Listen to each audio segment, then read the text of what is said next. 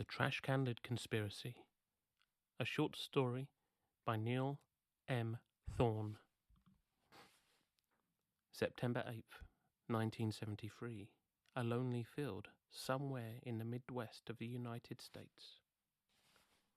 While out in pursuit of the elusive Kirkland's warbler, keen birdwatcher Reginald Varson had an unexpected encounter that would forever change his life. Up until the point he saw the flying saucer, Reginald had never believed in the ridiculous notion of UFOs and little green men. However, with the evidence hovering silently over the long grass, he could not well deny what was so obviously before him. Others, he realized, would not be so accepting, but fortunately on that day, Reginald had the foresight to pack with him a camera.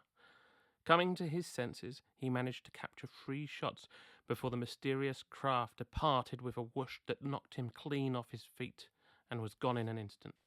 Were it not for the camera grasped tightly in his hands, he might have dismissed the whole occurrence as a fevered hallucination, and, like an excited child, made his way home, clutching it close as if in possession of some long-lost treasure.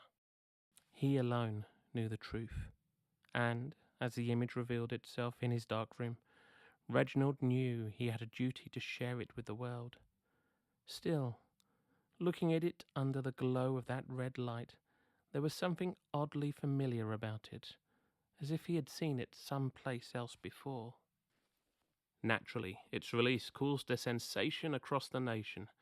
The beautifully crisp photo was heralded as the clearest image of a flying saucer ever captured, and proof undeniable of the existence of extraterrestrial life. Reginald found himself thrust into the limelight, and within a week he was invited to appear on a television debate, and so eagerly went along. However, the night did not go as he expected, for the host turned on Reginald, debunking his photo as a hoax. He of course defended his position, but the evidence soon mounted against him. It was highlighted that the shape of the flying saucer was very similar in design to that of a common trash can lid. Furthermore, one was produced which they also claimed came from his very home.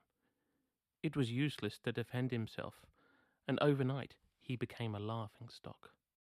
Reginald found himself alone with a truth no one would believe, but determined, he set about reclaiming his reputation. This was not something he ever expected when setting out to look for the Kirkland's warbler, a day that now seemed a lifetime away. For weeks, he staked out the field where he had first seen the flying saucer, but came to realize that even if it were to appear again, no one would ever believe him. He needed tangible evidence that could not be denied. He began to investigate, and over time found there had been thousands of similar cases. Many were obviously fake, but on rare occasions some seemed all too familiar. The photos may not have been as clear, but appeared convincing, and also, like his own, met with initial acceptance before being swiftly debunked. In pretty much every case, the said flying saucer was proved to be a simple trash can lid, and Reginald could have kicked himself for missing something so obvious. He questioned at the time how it could possibly have looked the same, but had never thought to look further.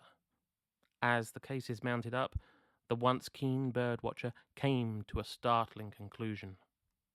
He, and all the others who came before, had unwittingly been used in an elaborate plan to cover up the truth.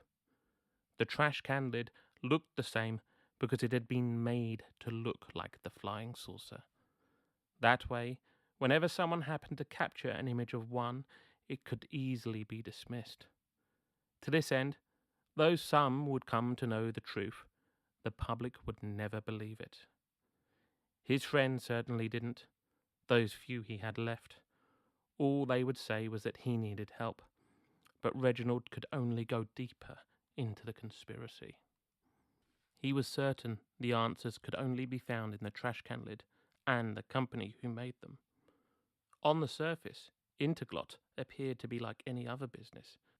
They were a manufacturing firm who supplied household essentials to the nation. They had a plant in nearly every state and also shipped their products throughout the world. Strangely, the more he looked, the less he found. The owners remained elusive, and despite their names being listed in the directories, not one image of them could be found. It was as if they didn't really exist. And as the company had sprung up out of nowhere just over 25 years before, Reginald could only assume it was a front used to propagate a silent invasion.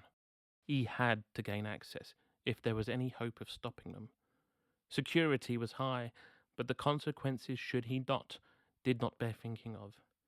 He took it upon himself to protect a world that was blind to the danger.